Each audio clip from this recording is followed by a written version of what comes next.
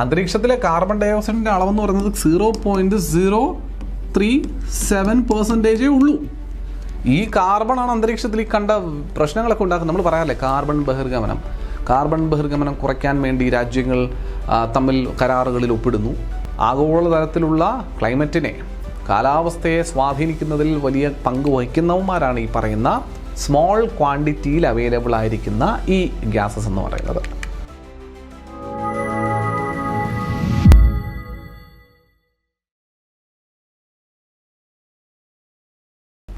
Hello all, എല്ലാവർക്കും സഹകാരി PSCയുടെ മറ്റൊരു ക്ലാസ്സിലേക്ക് ഹൃദ്യമായ സ്വാഗതം. ഇന്നത്തെ ക്ലാസ്സിൽ നമ്മൾ ഡിസ്കസ് ചെയ്യുന്നത് വേൾഡ് ജിയോഗ്രഫിയിലെ പ്രധാനപ്പെട്ട ഒരു കോമ്പോണൻ്റാണ് അന്തരീക്ഷം, അറ്റ്മോസ്ഫിയർ എന്ന് പറയുന്നത്. അതിനെ ഞാൻ കുറച്ചുകൂടി ഒന്ന് വ്യക്തമായി വിപുലീകരിച്ച് composition and the structure of atmosphere എന്ന രീതിയിലേക്കൊന്ന് മാറ്റിയിട്ടുണ്ട്. അപ്പോൾ composition and structure of atmosphere ആണ് നമ്മൾ വളരെ ഡീറ്റെയിൽഡ് ആയിട്ട് പഠിക്കാനായിട്ട് പോകുന്നത് കേട്ടോ. ഭൂമിയുടെ സ്ട്രക്ചറിനെ പറ്റി അതിൻ്റെ MCQസും PYQസും ഒക്കെ കഴിഞ്ഞ ക്ലാസ്സിൽ നമ്മൾ നോക്കി പഠിച്ചിട്ടുണ്ടായിരുന്നു. അപ്പോൾ ഭൂമിയുടെ സ്ട്രക്ചർ പഠിച്ചു കഴിഞ്ഞിട്ട് പിന്നെ നമ്മൾ നേരെ പോകുന്ന ഭൂമിയുടെ അന്തരീക്ഷത്തെ പറ്റി പഠിക്കാനാണ്. ബിക്കോസ് ഭൂമിയുടെ അന്തരീക്ഷം, ഭൂമിയുടെ സ്ട്രക്ചർ കഴിഞ്ഞാൽ ഏറ്റവും കൂടുതൽ ഇമ്പോർട്ടൻ്റ് ആയിട്ട് ചോദിക്കുന്ന ഒരുപാട് ചോദ്യങ്ങൾ ചോദിച്ച് കാണുന്നൊരു മേഖലയാണ്. എന്താണ് തെളിവെന്നല്ലേ? ഇതാ കണ്ടോ, പ്രീവിയസ് ഇയർ ക്വസ്റ്റ്യൻസിൽ ഇഷ്ടം പോലെ ചോദ്യങ്ങൾ ഈ പറയുന്ന അന്തരീക്ഷത്തിൻ്റെ ഘടനയുമായി ബന്ധപ്പെട്ട് ചോദിക്കാറുണ്ട്. ഹരിതഗൃഹ പ്രഭാവത്തിന് കാരണമാകുന്ന അന്തരീക്ഷ മണ്ഡലം ഏതാണ്? ഹരിതഗൃഹ പ്രഭാവം, ഗ്രീൻ ഹൗസ് ഇഫക്റ്റ് എന്നാണ് അതിന് ഇംഗ്ലീഷിൽ പറയുക. അതിന് കാരണമാകുന്ന അന്തരീക്ഷ മണ്ഡലം ഏതെന്ന് ചോദ്യം. അയണോസ്ഫിയർ ആണോ, ട്രോപ്പോസ്ഫിയർ ആണോ, സ്ട്രാറ്റോസ്ഫിയർ ആണോ, മിസോസ്ഫിയർ ആണോ? ഇതിൻ്റെ ഉത്തരം നമ്മളിത് കഴിയുമ്പോൾ നിങ്ങൾക്ക് അറിയാം. നമ്മൾ PYQ ഡിസ്കഷൻ പിന്നീട് ചെയ്യും, അക്കൂട്ടത്തിലേ ഞാൻ പറയുന്നുള്ളൂ. ബട്ട് നിങ്ങൾക്ക് അറിയുമെങ്കിൽ നിങ്ങളൊന്ന് മനസ്സിലാക്കാൻ ശ്രമിക്കുക, അല്ലെങ്കിൽ മനസ്സിൽ ഉത്തരം പറയാൻ നിങ്ങൾ ശ്രമിക്കുക കേട്ടോ. ശ്രമിച്ചോളൂ, കുഴപ്പമില്ല, നല്ല കാര്യമാണ്. രണ്ടാമത്തെ മറ്റൊരു ചോദ്യം ശ്രദ്ധിച്ചോ. ഓസോൺ പാളി സ്ഥിതി ചെയ്യുന്ന അന്തരീക്ഷ പാളി ഏതാണെന്നാണ്. ഓസോൺ പാളി സ്ഥിതി ചെയ്യുന്ന അന്തരീക്ഷ പാളി ഏതെന്നാണ് ചോദ്യം. ഓസോൺ പാളി സ്ഥിതി ചെയ്യുന്ന അന്തരീക്ഷ പാളി ഏത്? മിസോസ്ഫിയർ ആണോ, സ്ട്രാറ്റോസ്ഫിയർ ആണോ, ട്രോപ്പോസ്ഫിയർ ആണോ, അയണോസ്ഫിയർ ആണോ? ഇതിൻ്റെ ഉത്തരവും നിങ്ങളിൽ പലർക്കും ചില പറയാതിരിക്കും. കുറേ ആയിട്ട് PSC പഠിക്കുന്ന കുട്ടികളുണ്ടെങ്കിൽ ഉറപ്പായിട്ടും അറിയാതെ പോകില്ല. പക്ഷേ ഇതിനകത്തൊരു അഡീഷണൽ വസ്തുതയുണ്ട്, അത് ഞാൻ പറഞ്ഞു തരാം. അടുത്ത ചോദ്യം, അന്തരീക്ഷത്തിൽ ഏറ്റവും കൂടുതൽ കാണപ്പെടുന്ന വാതകം ഏത്? അന്തരീക്ഷത്തിൽ ഏറ്റവും കൂടുതൽ കാണപ്പെടുന്ന വാതകം ഓക്സിജൻ ആണോ, ആർഗൺ ആണോ, നൈട്രജൻ ആണോ, കാർബൺ ഡയോക്സൈഡ് ആണോ? ചോദ്യം ഉത്തരം നിങ്ങൾക്ക് അറിയാമെന്നാണ് എനിക്ക് തോന്നുന്നത്. അടുത്ത ചോദ്യം, അന്തരീക്ഷ പാളിയായ ട്രോപ്പോസ്ഫിയറിനെ പറ്റി താഴെ തന്നിരിക്കുന്ന ഏതെല്ലാം വാചകങ്ങൾ ശരിയാണ്? ട്രോപ്പോസ്ഫിയറിനെ പറ്റി തന്നിരിക്കുന്ന ഏതെല്ലാം വാചകങ്ങൾ ശരിയാണെന്നാണ് ചോദ്യം. അപ്പോൾ അതിനെപ്പറ്റി വിശദമായി നിങ്ങൾ അറിയാമെങ്കിൽ ഇത് എഴുതാൻ പറ്റും. ഫയർ ആൻഡ് റെസ്ക്യൂ ഓഫീസറിനെ ചോദിച്ച ചോദ്യമാണ് 2023. 1. ഈ പാളിയിൽ ഊഷ്മാവ് ഓരോ 165 മീറ്ററിലും 1 ഡിഗ്രി സെൽഷ്യസ് എന്ന തോതിൽ മുകളിലോട്ട് പോകുമ്പോൾ കുറയുന്നു. അങ്ങനെയുണ്ടോ? അറിയില്ല, പഠിക്കാം. 2. അന്തരീക്ഷത്തിൽ ഏറ്റവും താഴെയുള്ള പാളിയാണ് ഈ ട്രോപ്പോസ്ഫിയർ എന്ന് പറയുന്നു. ആണോ? അറിയില്ല, പഠിക്കാം. ഉയരം 15 മുതൽ 50 കിലോമീറ്റർ വരെയാണ് എന്നും പറയുന്നു. അറിയില്ല, പഠിക്കണം. 4. ഈ മേഖലയിലാണ് ഓസോൺ പാളി കാണപ്പെടുന്നതെന്നും പറയുന്നു. അത് ശരി. അപ്പോൾ ഇതിൽ ഏതൊക്കെയാണ് ശരി എന്നാണ് സൂചിപ്പിച്ചിരിക്കുന്നത് ചോദ്യത്തിൽ? സിമ്പിളായിട്ടുള്ളൊരു ചോദ്യമാണ്. ഉത്തരവും വളരെ സിമ്പിളാണ്. ഓപ്ഷനുകളിൽ നിന്ന് നോക്കിയാലും നമുക്ക് മനസ്സിലാക്കാൻ പറ്റുന്ന ഒരു സിമ്പിൾ ഉത്തരം തന്നെയാണ്. ബട്ട് എന്നാലും നമുക്ക് പഠിക്കണമല്ലോ, പഠിക്കാം. അന്തരീക്ഷത്തിൽ അടങ്ങിയിരിക്കുന്ന വിവിധ വാതകങ്ങളിൽ 3 സ്ഥാനത്തും 4 സ്ഥാനത്തും വരുന്ന വാതകങ്ങൾ ഏതെല്ലാം? 3ഉം 4ഉം ചോദിച്ചിട്ടുണ്ട്. ഏറ്റവും കൂടുതലുള്ളത് ചോദിച്ചു ഓൾറെഡി. ഏറ്റവും കൂടുതൽ അന്തരീക്ഷത്തിൽ വരുന്നത് ഏത് കോമ്പോണൻ്റ് ആണെന്നുള്ളത് ചോദിച്ചു കഴിഞ്ഞു ഓൾറെഡി. അതിനോടൊപ്പം നോക്കി 3ാമതും 4ാമതും ഏറ്റവും കൂടുതലായി വരുന്ന അന്തരീക്ഷത്തിലെ ഘടകം ഏതെന്ന് ചോദിച്ചേക്കുക ചോദ്യം. അപ്പോൾ ഇപ്പോൾ ഈ 1ാമത്തത് മാത്രം പഠിച്ചുകൊണ്ട് കാര്യമില്ല. അന്തരീക്ഷത്തിൽ ഏറ്റവും കൂടുതൽ കാണുന്ന വാതകം ഏതെന്ന് പഠിച്ചതുകൊണ്ട് മാത്രം പ്രയോജനമില്ല എന്ന് വ്യക്തമായിട്ടുണ്ട്. മനസ്സിലാവുന്നുണ്ടോ മക്കളെ? 2023 ചോദിച്ച ചോദ്യമാണ്. പണ്ടത്തെ ചോദ്യങ്ങളിലല്ല, 2021 മുമ്പുള്ള ചോദ്യങ്ങളിലാണെങ്കിൽ അത് മതിയായിരുന്നു. ഏത്? ഏറ്റവും കൂടുതലുള്ളത് മതിയായിരുന്നു. പക്ഷെ ഇന്ന് അത് പോരാ. കാർബൺ ആണോ, നിയോൺ ആണോ, കാർബൺ ഡൈ ഓക്സൈഡും നിയോണുമാണോ, നിയോണും ഹീലിയവുമാണോ, ഓസോണും കാർബൺ ഡൈ ഓക്സൈഡുമാണോ, ആർഗണും കാർബൺ ഡൈ ഓക്സൈഡും എന്നൊക്കെ ചോദ്യമാണ്. നോക്കാം. അടുത്ത ചോദ്യം, ട്രോപ്പോസ്ഫിയറിൽ ഏറ്റവും കൂടുതൽ കാണപ്പെടുന്ന വാതകം. ട്രോപ്പോസ്ഫിയറിൽ ഏറ്റവും കൂടുതൽ കാണപ്പെടുന്ന വാതകം ഏത്? Oxygen, hydrogen, ozone, nitrogen. മറ്റൊരു വ്യക്തമായ എടുത്തുള്ളൊരു ചോദ്യം. 23 തന്നെ ചോദ്യം തീരുന്നില്ല. താഴെ പറയുന്നവയിൽ ശരിയായ ജോഡി ഏതെന്ന് കണ്ടെത്തണം. Troposphere, ionosphere, stratosphere, mesosphere. അന്തരീക്ഷത്തിലെ വിവിധ പാളികൾ തന്നിരിക്കുന്നു. വലതുവശത്ത് കാലാവസ്ഥാ പ്രതിഭാസങ്ങൾ, റേഡിയോ തരംഗങ്ങൾ, അറോറ, ഓസോൺ പാളി എന്നിങ്ങനെ ചില പ്രത്യേകതകളെ പറ്റിയും തന്നിട്ടുണ്ട്. ഇതിൽ ഏതൊക്കെ പ്രത്യേകതകൾ ഏതൊക്കെ അന്തരീക്ഷ പാളികളുമായാണ് ശരിയായി മാച്ച് ചെയ്യുക എന്നുള്ളതാണ് ചോദ്യം. ആ മാച്ചിങ് നിങ്ങൾക്കറിയാമെങ്കിൽ എഴുതാം. മറ്റൊരു ചോദ്യം,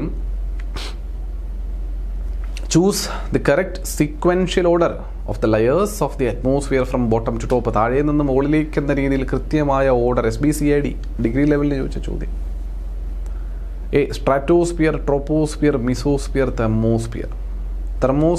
troposphere, mesosphere, stratosphere, thermosphere. Thermosphere, mesosphere, stratosphere, troposphere. Troposphere, stratosphere, mesosphere, thermosphere. ഇതിലേതാണ് കറക്റ്റായിട്ട് താഴെ നിന്ന് മുകളിലേക്ക് എന്ന രീതിയിൽ അറേഞ്ച് ചെയ്യപ്പെട്ടിരിക്കുന്നതിൽ ശരിയായ ഓർഡർ എന്നാണ് ചോദ്യം. പഠിച്ചവർക്ക് ഇത് സിമ്പിൾ ചോദ്യം. അടുത്ത ചോദ്യം നോക്കുക. Match the following. വീണ്ടും ക്യാരക്ടേഴ്സും ലെയേഴ്സ് ഓഫ് അന്തരീക്ഷം. ഇതുപോലെ ഒരെണ്ണം തൊട്ട് മുന്നേ നമ്മൾ കണ്ടേ ഉള്ളൂ. തൊട്ട് മുന്നേ ഒരെണ്ണം കണ്ടേ ഉള്ളൂ. അതിപ്പോൾ സമാനമായ രീതിയിലൊരു മാച്ച് ദ ഫോളോയിങ് കൂടെ കിടക്കുകയാണ്. സ്ട്രാറ്റോയും എക്സോയും ട്രോപ്പോയും അയണോയും തരുന്നു. ക്യാരക്ടേഴ്സ് അപ്പുറവും തരുന്നു. Temperature decreases with increasing height. Arora borealis and Aurora australis contains much of the total atmospheric ozone. Atoms of oxygen, hydrogen and helium present ആണ് എന്നൊക്കെ പറഞ്ഞിട്ട് തന്നേക്കുക. ഇതിലേതാണ് ശരി എന്നുള്ളത് നിങ്ങൾ കണ്ടെത്തണം. നിങ്ങളത് കണ്ടെത്തും, സുഖമായിട്ട് കണ്ടെത്തും. നമ്മളത് പഠിച്ചു കഴിയുമ്പോൾ ശരിയാവും കാര്യങ്ങൾ.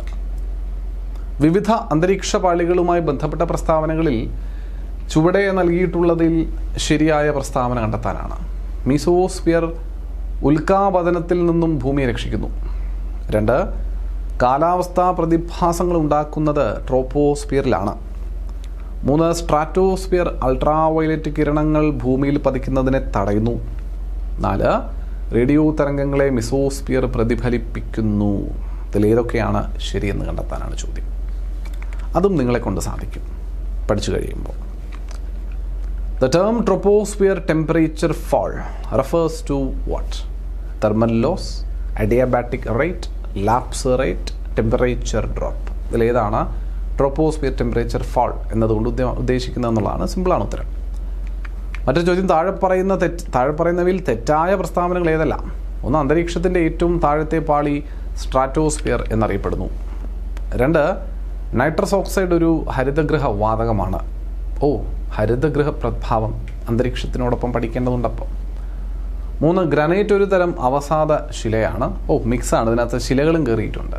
4, അളകനന്ദ, ഭാഗീരഥി എന്നീ നദികൾ ദേവപ്രയാഗിൽ വെച്ച് കൂടിച്ചേരുന്നു. അപ്പോൾ ഇതൊരു മിക്സഡ് ആയിട്ടുള്ളൊരു ചോദ്യമാണ്. ഒരു മേഖലയിൽ നിന്ന് എന്നുള്ളതല്ലാണ്ട് ഇതിനകത്ത് ശിലകളുണ്ട്, ഇതിനകത്ത് നദിയുണ്ട്, ഇതിനകത്ത് ഹരിതഗൃഹ പ്രഭാവമുണ്ട്, അന്തരീക്ഷവാളിയുണ്ട്, എല്ലാം ഉണ്ട്. അപ്പോൾ ഒരു മിക്സഡ് ചോദ്യമാണ്. ഉത്തരം നമുക്ക് ഇതിൻ്റെയും അറിയാൻ സാധിക്കും. അപ്പോൾ ഈ പറയുന്ന മാതിരിയുള്ള ചോദ്യങ്ങൾ നമ്മുടെ പരീക്ഷയ്ക്ക് വരുന്നു.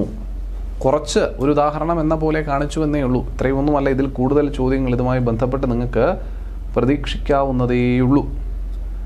എന്നിരുന്നാലും നിങ്ങൾ അറിയേണ്ട ചില ചോദ്യങ്ങളെ ഒരു എവിഡൻസ് എന്നോണം കാണിച്ചു എന്ന് മാത്രം.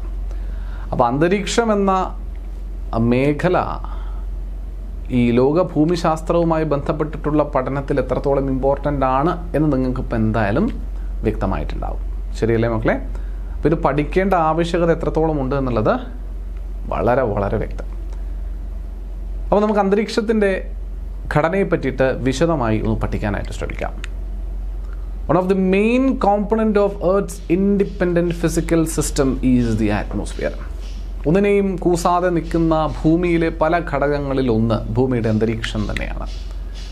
ഭൂമിയിൽ നമ്മൾ കാണുന്ന, നമ്മൾ ശ്വസിക്കുന്ന, നമ്മൾ ജീവിക്കുന്ന മണ്ഡലത്തെ സപ്പോർട്ട് ചെയ്ത് നിൽക്കുന്ന ഒരുപാട് വസ്തുതകളിൽ ഒന്ന് ഈ അന്തരീക്ഷം തന്നെയാണ്.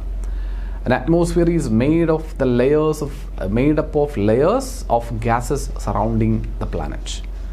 ഭൂമി എന്ന ഈ ഗൃഹത്തിന് ഗുരുത്വാകർഷണ ബലത്തിൻ്റെ പ്രഭാവം കൊണ്ട് പലതരത്തിലുള്ള ഗ്യാസസിനെ ഭൂമിയുടെ ഉപരിതലത്തോട് പിടിച്ചു നിർത്തുന്ന അതുകൊണ്ട് രൂപീകൃതമാകുന്ന ഒരു ബ്ലാങ്കറ്റാണ് നമ്മുടെ അന്തരീക്ഷം എന്ന് പറയുന്നത്. അപ്പം അതിന് കാരണക്കാരൻ ഗുരുത്വാകർഷണ ബലമുണ്ട്.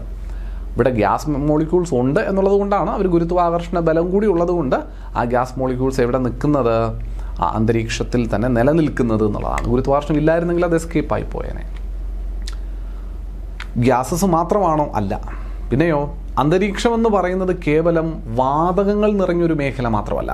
അന്തരീക്ഷം എന്ന് പറയുന്നത് കേവലം വാതകങ്ങൾ നിറഞ്ഞൊരു മേഖലയല്ല. അതിൽ പ്രധാനിയായി വാതകങ്ങൾ വരുന്നു എന്നുള്ളത് വാസ്തവമാണെങ്കിലും ആ വാതകങ്ങൾ നിറഞ്ഞ ഈ ഒരു മേഖലയിൽ വാതകങ്ങൾക്ക് പുറമേ ജലകണികകളുടെ സാന്നിധ്യം നമുക്ക് കാണാൻ സാധിക്കും. മോയ്സ്ചർ മാത്രമാണോ? ഭൂമിയോടടുത്ത് നിൽക്കുന്ന പ്രദേശങ്ങളാണ് എങ്കിൽ പ്രധാനമായും പർട്ടിക്കുലർലി നമുക്ക് ഡസ്റ്റ് പാർട്ടിക്കിൾസ്, പൊടിപടലങ്ങളുടെ പ്രസൻസ് അന്തരീക്ഷത്തിൽ കാണൂലേ? നമ്മൾ സഞ്ചരിക്കുന്ന പാതകളിലും റോഡിലും വീതിയിലും വീടിൻ്റെ പരിസരങ്ങളിലുമൊക്കെ നിങ്ങളൊരു പ്രൊജക്ടർ ഇട്ട് നോക്കിക്കഴിഞ്ഞാൽ, അല്ലെങ്കിൽ ഒരു ടോർച്ചിൻ്റെ ബീം അടിച്ച് നോക്കിക്കഴിഞ്ഞാൽ അറിയാം നിങ്ങളുടെ അന്തരീക്ഷത്തിലൂടെ കടന്നു പൊയ്ക്കൊണ്ടിരിക്കുന്ന ഡസ്റ്റ് പാർട്ടിക്കിൾസിനെ നിങ്ങൾക്ക് ആ ലൈറ്റ് ബീമിലൂടെ കാണാൻ പറ്റും. ഒരു ടോർച്ച് എടുത്തടിച്ച് നോക്കിക്കഴിഞ്ഞാൽ നിങ്ങൾക്ക് അത് കാണാം. ആ ടോർച്ചിൻ്റെ ബീമിൽ നിങ്ങൾക്ക് ഏത് സമയത്ത് നിങ്ങൾ ആ ടോർച്ച് അടിച്ചാലും ആ ബീം വ്യക്തമാകുന്നു എങ്കിൽ നിങ്ങൾക്കതിൽ പൊടിപടലങ്ങൾ തെന്നി മാറിക്കൊണ്ടേയിരിക്കുന്നത് നിങ്ങൾക്ക് കാണാൻ പറ്റും. പക്ഷെ നമ്മുടെ നഗ്നനേത്രങ്ങൾ കൊണ്ട് നോക്കുമ്പോൾ അത് കാണില്ല എന്ന് മാത്രം. അപ്പം നമ്മൾ കാണുന്ന ചുറ്റുപാടുകളിൽ പൊടി ഉണ്ടോ ഇല്ലയോ എന്നുള്ളത് നമുക്ക് അറിയില്ലെങ്കിൽ പോലും നമുക്ക് ഈ ഒരു വസ്തുത ഒരു ടോർച്ച് ബീമിലൂടെ എന്ന രീതിയിൽ നമ്മൾ മുമ്പ് കണ്ട് മനസ്സിലാക്കിയിരിക്കുന്നതാണ് അന്തരീക്ഷത്തിൽ പൊടിപടലങ്ങളും ഉണ്ട് എന്നുള്ളത്. അപ്പോൾ ഗ്യാസ്, മോയ്സ്ചർ അല്ലെങ്കിൽ വാട്ടർ വേപ്പർ, ഡസ്റ്റ് എന്നിവയൊക്കെ അടങ്ങുന്ന ഒരു കോമ്പിനേഷനാണ്, ഒരു മിശ്രിതമാണ് ശരിക്കും പറഞ്ഞാൽ ഈ അന്തരീക്ഷം എന്ന് പറയുന്നത്. ശരിയല്ലേ? അപ്പോൾ gases, moisture and dust particles are the major constituents of our atmosphere that blankets our earth. ഭൂമിൻ്റെ ഒരു ബ്ലാങ്കറ്റാണ്, ഒരു പുതപ്പാണ് ഈ പറയുന്ന അറ്റ്മോസ്ഫിയർ എന്ന് പറയുന്നത്. പല കാരണങ്ങളുണ്ട് കേട്ടോ. ഭൂമിയുടെ ഒരു പുതപ്പായി അന്തരീക്ഷം നിലനിൽക്കുന്നതിന് പല കാരണങ്ങളുണ്ട്. അടിസ്ഥാനപരമായിട്ട് ഭൂമിയെ നമ്മളൊരു പുതപ്പ് മൂടിക്കിടക്കുന്ന സമയത്ത് നമ്മുടെ ശരീരത്തിലെ ചൂട് പുറത്തേക്ക് പോകാതെ നിൽക്കുന്നു. 1. 2, പുറത്തു നിന്നുള്ള ഹാംഫുൾ ആയിട്ടുള്ള എന്തെങ്കിലും തണുപ്പോ ചൂടോ എന്തെങ്കിലും വരുവാണെങ്കിൽ അതിൽ നിന്ന് നമ്മുടെ ബോഡീനെ അത് പ്രൊട്ടക്റ്റും ചെയ്യുന്നു ഈ പുതപ്പ്. ഭൂമിയുടെ കാര്യത്തിൽ അന്തരീക്ഷം ചെയ്യുന്നത് ഇതേ പ്രതിഭാസമാണ്. ഭൂമിക്കുള്ളിലുള്ള ചൂടിനെ പുറത്തേക്ക് പോകാതെ പിടിച്ചു നിർത്താൻ, അല്ലെങ്കിൽ ഒരു പരിധിവരെ ഭൂമിയെ വാമാക്കി നിർത്താൻ, ചൂടാക്കി നിർത്താൻ സഹായിക്കുന്ന പുതപ്പ്. അതുമാത്രമല്ല, ഭൂമിയുടെ പുറത്തു നിന്ന് വരുന്ന അപകടകാരികളായിട്ടുള്ള പലതരത്തിലുള്ള തരംഗങ്ങളെയും ഭൂമിക്കുള്ളിലേക്ക് കടന്നു വരുന്നതിൽ നിന്നും പ്രിവെൻറ്റ് ചെയ്യുന്ന പുതപ്പും ഇവൻ തന്നെയാണ്. അങ്ങനെ പലതരത്തിലുള്ള പ്രക്രിയകൾക്ക് വിധേയമാകുന്നതിനാൽ, പ്രോസസ്സുകൾ ചെയ്യുന്നതിനാൽ ഇവനെ നമ്മളൊരു ബ്ലാങ്കറ്റ് ഓഫ് എർത്ത് എന്ന രീതിയിൽ തന്നെയാണ് അന്തരീക്ഷത്തെ കണക്കുകൂട്ടുന്നത് കേട്ടോ.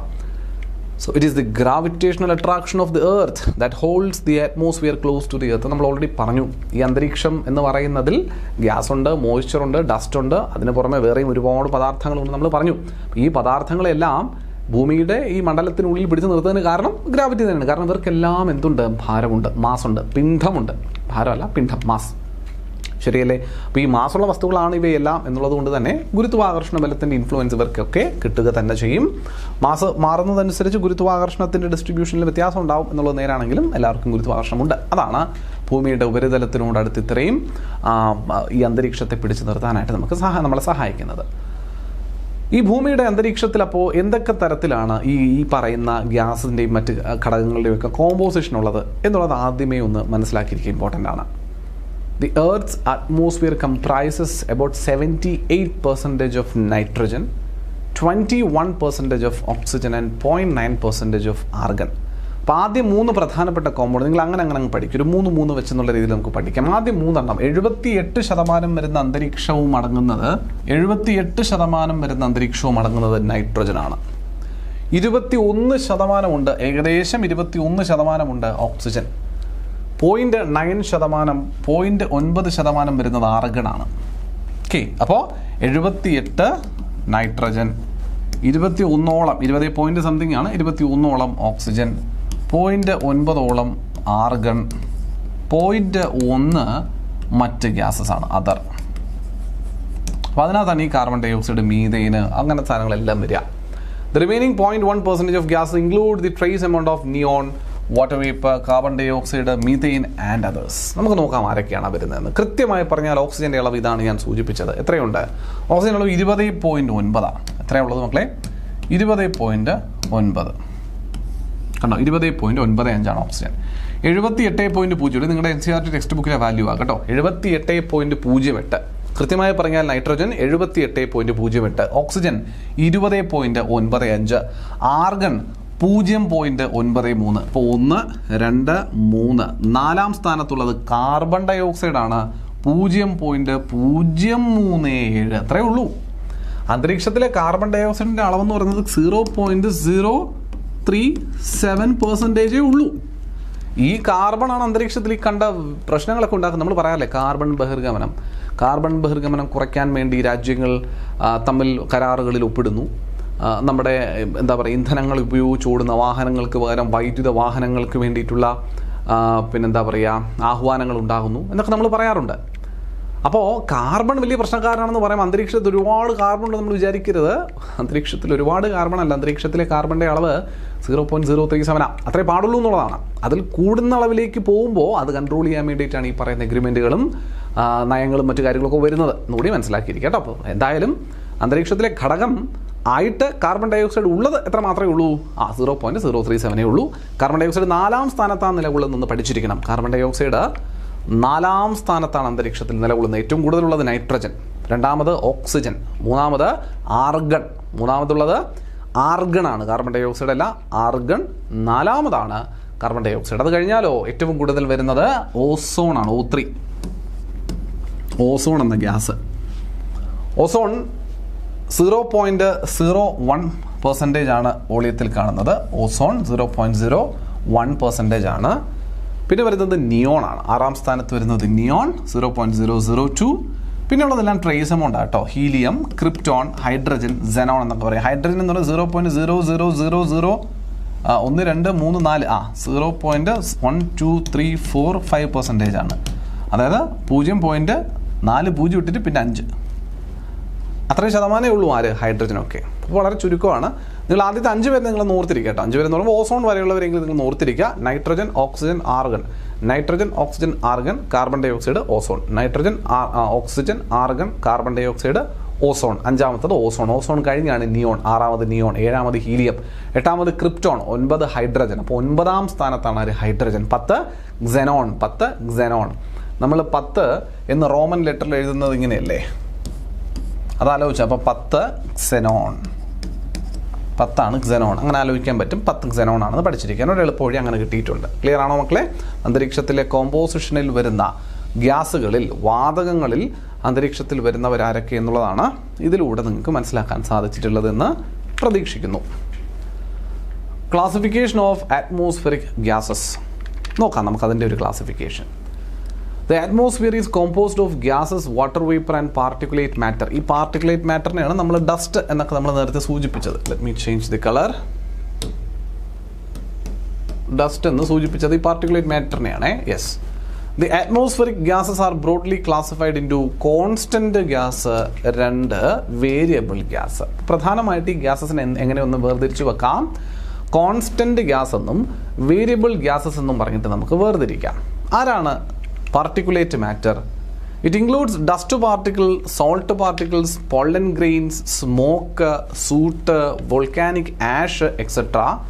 It includes all the solid particles present in the air except gases and water vapor. ഗ്യാസും വാട്ടർ വേപ്പറും ഒഴികെയുള്ള മറ്റെല്ലാ ഖരാവസ്ഥയിലുള്ള പദാർത്ഥങ്ങൾ അന്തരീക്ഷത്തിൽ കാണുന്നതിനെയും എനിക്ക് പാർട്ടിക്കുലേറ്റ് മാറ്റർ എന്ന് തന്നെ പറയാം. അതായത് ഡസ്റ്റും പൊളൻ ഗ്രെയിൻസ് ഇല്ലേ, പൂമ്പൊടി, പൊളൻ ഗ്രെയിൻസ്, സ്മോക്ക്, ആഷ്, ചാരം എന്നിങ്ങനെ അന്തരീക്ഷത്തിൽ ഗ്യാസും വാട്ടർ വേപ്പറും അല്ലാതെ കാണുന്ന ഏതൊരു പദാർത്ഥത്തെയും എന്തായിട്ട് കൺസിഡർ ചെയ്യാൻ എനിക്ക് പാർട്ടിക്കുലേറ്റ് മാറ്റർ ആയിട്ടാണ് ഞാൻ കൺസിഡർ ചെയ്യുന്നത്. അപ്പോൾ particulate matter PM particulate matter PM 2.5, PM 5, PM 10 എന്നൊക്കെ പറഞ്ഞിട്ട് പല ഗ്രേഡിൽ ആ പാർട്ടിക്കിൾസിൻ്റെ വലിപ്പാടിസ്ഥാനത്തിലൊക്കെ നമ്മൾ പൊല്യൂഷൻ അളക്കാറുണ്ട് കേട്ടോ. അതൊക്കെ നമുക്ക് പിന്നീട് നോക്കാം. അപ്പോൾ നമ്മൾ പറഞ്ഞത് ഗ്യാസസ് 2 തരത്തിലുണ്ടെന്നല്ലേ.